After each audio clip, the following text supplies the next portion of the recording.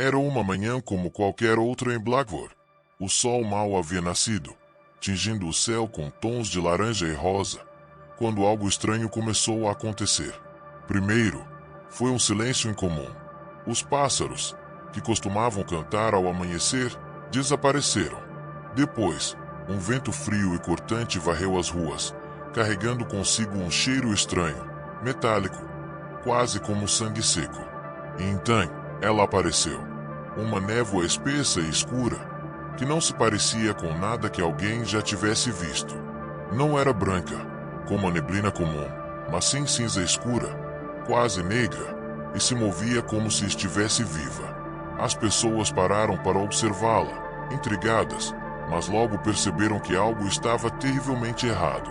A névoa não se dissipava. Ela avançava, devorando tudo em seu caminho. E, à medida que se aproximava, os sons da cidade desapareciam. O barulho dos carros, as vozes das pessoas, até mesmo o vento, tudo era engolido por um silêncio opressivo.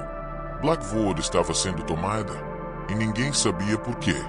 Dentro de casa, Eduardo observava pela janela, sentindo um frio na espinha. Ele era um homem prático, de 40 anos, que não acreditava em superstições ou histórias de terror. Mas aquela névoa era diferente. Algo nela o perturbava profundamente.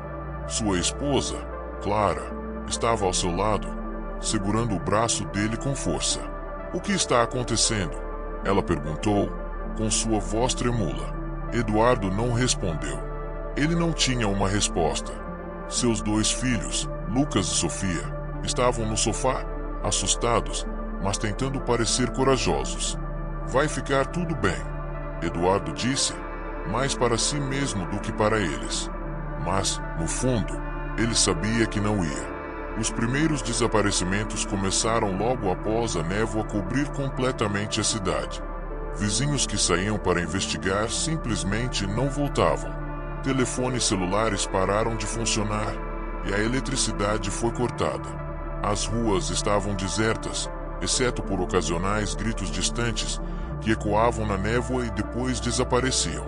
Eduardo decidiu que eles não podiam ficar em casa. "Precisamos ir para um lugar seguro", ele disse para a família. "O supermercado é grande, tem suprimentos e podemos nos esconder lá." Ninguém discutiu. Eles pegaram o que puderam: mantimentos, lanternas, uma arma que Eduardo guardava para emergências, e saíram para a rua. O caminho até o supermercado foi um pesadelo. A névoa era tão densa que Eduardo mal conseguia ver a própria mão à frente do rosto. Eles caminhavam em fila, com Eduardo na frente, segurando uma lanterna, e Clara atrás, guiando as crianças. O silêncio era aterrorizante, quebrado apenas por seus passos e por ocasionais sons que não conseguiam identificar. Era como se a névoa estivesse viva, observando-os, esperando o momento certo para atacar. De repente, um grito ecoou à distância, seguido por um som de arrastar. Eduardo parou, seu coração batendo forte. "Não olhem para trás", ele sussurrou. "Só continuem andando." Quando finalmente chegaram ao supermercado, já havia outras pessoas lá dentro. Cerca de 20 pessoas, todas assustadas, todas tentando entender o que estava acontecendo. As portas foram trancadas, e as janelas, cobertas com sacos de lixo e fita adesiva. A névoa não entrava, mas o medo sim. As pessoas se aglomeravam nos corredores, falando em vozes baixas, tentando manter a calma. Eduardo levou sua família para o estoque, onde era mais seguro. "Fiquem aqui", ele disse. "Eu vou ver o que está acontecendo." No corredor principal, um homem chamado Carlos, que parecia ser o líder informal do grupo, estava tentando organizar as pessoas. "Precisamos manter a calma", ele dizia. "Alguém sabe o que está acontecendo?" Ninguém sabia. Alguns falavam de um ataque terrorista, outros de um fenômeno natural. Mas ninguém mencionava as criaturas. Ninguém, exceto uma mulher chamada Marta, que estava encolhida em um canto, balbuciando sobre sombras que se moviam na névoa.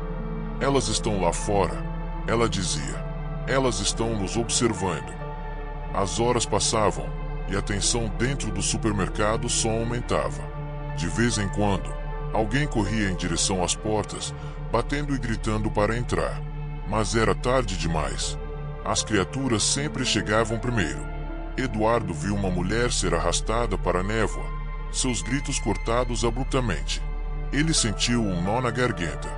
Precisamos fazer algo, ele disse para Carlos. Não podemos ficar aqui para sempre. Mas Carlos não tinha respostas. No segundo dia, o pânico começou a tomar conta. As pessoas discutiam sobre o que fazer, sobre como escapar. Alguns queriam sair, outros insistiam em ficar. A comida estava acabando e o medo estava se transformando em desespero. Foi então que o caos começou. Em um momento de histeria coletiva, alguém abriu a porta, tentando fugir. A névoa entrou e com ela, as criaturas. Gritos ecoaram pelo supermercado e as pessoas corriam em todas as direções. Eduardo correu de volta para o estoque, onde sua família estava. Temos que sair daqui, ele gritou. Eles correram para o estacionamento, onde um carro ainda estava aberto. Entraram e Eduardo acelerou, tentando escapar da névoa. Dirigir era quase impossível. A visibilidade era mínima, e ele só conseguia enxergar alguns metros à frente. O carro avançava lentamente, enquanto ele testemunhava o horror ao seu redor. Corpos caídos, casas destruídas e as sombras das criaturas se movendo na névoa. Clara segurava os filhos, que choravam em silêncio. Vai ficar tudo bem, Eduardo repetia, mas suas palavras soavam vazias. De repente, o carro parou. A gasolina havia acabado. Eduardo olhou para trás, para sua família. Ele sabia o que tinha que fazer. Com as mãos trêmulas, pegou o revólver que guardava no porta-luvas. Eu não vou deixar que ela sofra, ele pensou, enquanto apontava a arma para sua família. 1 tiro, 2 tiros, 3 tiros.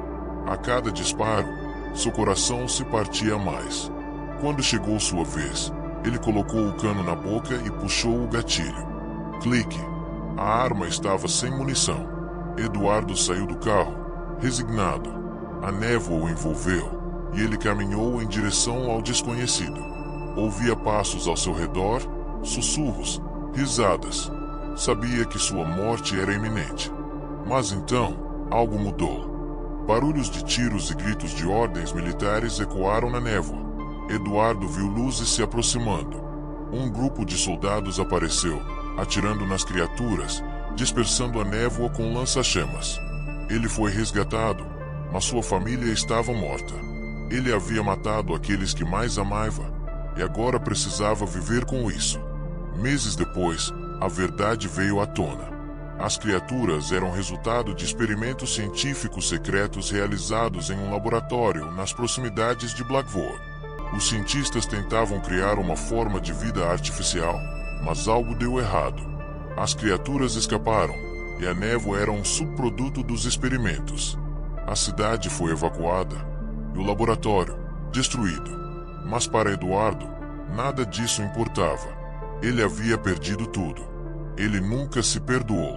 As noites eram preenchidas com pesadelos, e os dias, com o vazio. A névoa havia levado sua família, mas o verdadeiro horror estava dentro dele. Ele sabia que, enquanto vivesse, nunca escaparia daquela escuridão.